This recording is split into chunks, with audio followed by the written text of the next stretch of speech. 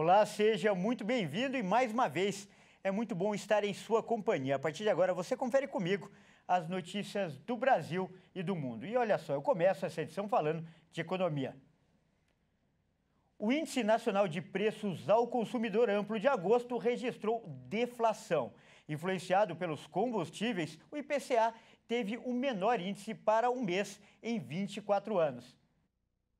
Puxado pela redução nos preços dos combustíveis, o Brasil registrou deflação pelo segundo mês seguido. O Índice Nacional de Preços ao Consumidor Amplo, considerado a inflação oficial do país, teve queda de 0,36% em agosto. Segundo o IBGE, trata-se do menor índice para o mês de agosto desde 1998. A queda foi um pouco menos intensa do que a registrada em julho, quando a taxa foi a menor desde o início da série histórica da pesquisa, em janeiro de 1980. Desde o Plano Real, o Brasil registrou deflação 16 vezes. No ano, o IPCA ainda acumula alta, de 4,39%. Já nos últimos 12 meses, a alta é de 8,73%, a menor desde junho de 2021. Entre os fatores que explicam a queda menor em relação a julho está a redução menos intensa da energia elétrica, que havia sido de 5,78% no mês anterior. No mês anterior, os preços da gasolina, que é o item de maior peso no grupo, tinham caído 15,48% e, em agosto, a retração foi um pouco menor, de menos 11,64%. Também houve aceleração de alguns grupos, como saúde e cuidados pessoais e vestuário. E o condutor da embarcação que naufragou em Belém do Pará nesta quinta-feira e deixou 13 mortos e 4 desaparecidos foi identificado. Mas até o momento ele não foi encontrado pela polícia. O governo do Pará decretou o luto oficial de 3 dias a partir de hoje. As buscas pelos desaparecidos da lancha que naufragou em Belém foram suspensas no começo da noite e retomadas hoje. Os bombeiros atuam com apoio de mergulhadores e ao menos 9 embarcações, além de um helicóptero. O governo do Pará informou que a embarcação transportava 82 pessoas. 63 conseguiram ser resgatadas com vida. A embarcação fazia o trajeto entre a localidade do Camará, na cidade de Cachoeira do Arari, no arquipélago de Marajó, para Belém. O naufrágio aconteceu próximo à ilha de Cotijuba. Segundo a Agência de Regulação e Controle dos Serviços Públicos do Estado do Pará, a lancha não possuía autorização para transporte intermunicipal de passageiros e saiu de um porto clandestino. A lancha da empresa M. Souza Navegação já havia sido notificada pela Arcom por operar sem autorização. O condutor da embarcação foi identificado como Marcos de Souza Oliveira. E o barco clandestino tipo lancha pertence à mãe do condutor. A gente fala agora da morte de Elizabeth II. O Reino Unido chora a morte da rainha.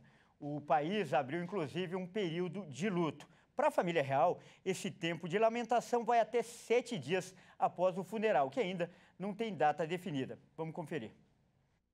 O luto real, observado pelos membros da família e funcionários da Casa Real, que começou nesta sexta-feira, vai ser diferente do luto nacional, que será anunciado pelo governo britânico. O funeral de Estado na Abadia de Westminster, no centro de Londres, deve acontecer dentro de 10 dias, com a data mais provável na segunda-feira, 19 de setembro. A rainha será enterrada depois na capela do Castelo de Windsor.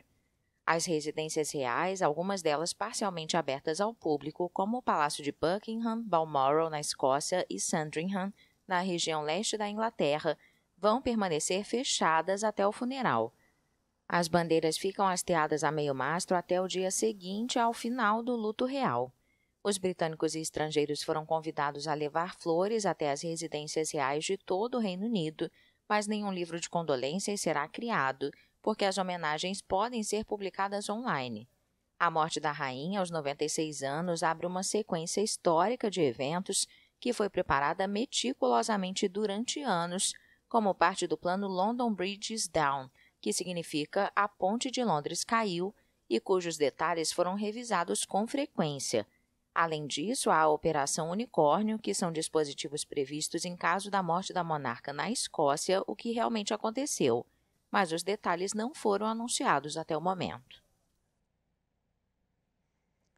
E olha, ainda falando deste assunto, o maior campeonato de futebol do mundo não vai ter jogos neste fim de semana devido ao luto pela morte da rainha. A Premier League decidiu nesta sexta-feira adiar as partidas dos próximos dias.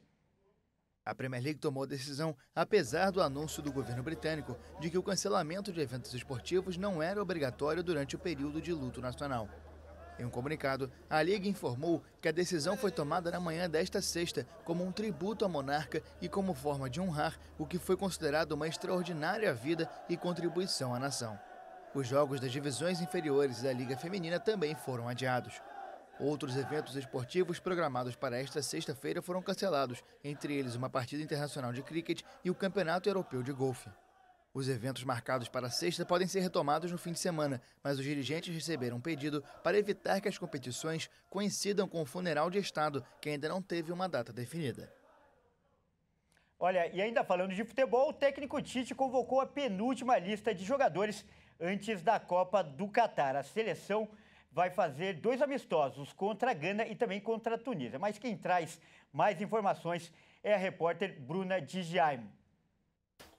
As grandes novidades da lista foram os zagueiros Bremer e Ibanez, que jogam no futebol italiano. E a convocação mais esperada se confirmou aí, o atacante Pedro do Flamengo. O jogador tem se destacado no futebol brasileiro e a torcida já vinha pedindo ele aí na seleção. Agora vamos ver como que tá a lista completa. Entre os goleiros, nós temos o Alisson, do Liverpool, Ederson, do Manchester City e o Everton, do Palmeiras. Os zagueiros são Marquinhos, do PSG, Éder Militão, do Real Madrid, Thiago Silva, do Chelsea, Bremer, do Juventus, e aí a primeira convocação dele, e o Ibanez, do Roma, também primeira convocação. Os laterais são Danilo, do Juventus, o Alexandro, também do Juventus, e o Alex Telles, do Sevilha. Os meio-campistas têm Casemiro, do Manchester United, Bruno Guimarães, do Newcastle, Fred, do Manchester United, Fabinho, do Liverpool, Lucas Paquetá, do West Ham e Everton Ribeiro, do Flamengo. Os atacantes são Neymar, do PSG, Vini Júnior, do Real Madrid, Rafinha, que joga no Barcelona, o Antony, no Manchester United, o Richarlison, no Tottenham, Pedro, que joga no Flamengo, Roberto Firmino, no Liverpool, Matheus Cunha, no Atlético de Madrid e Rodrigo, do Real Madrid.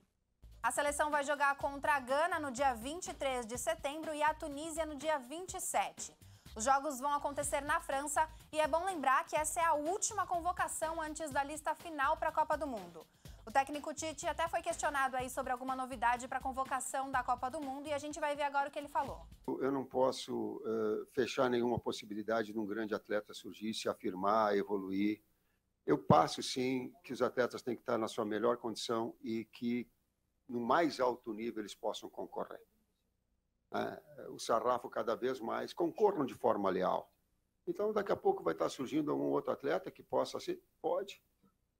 Sem dizer, mas tu fala uma coisa, mas não faz. Talvez a própria convocação agora, ela seja um exemplo disso. Por enquanto, são essas as informações que nós temos e qualquer novidade a gente volta aí para trazer para vocês a convocação da Copa do Mundo.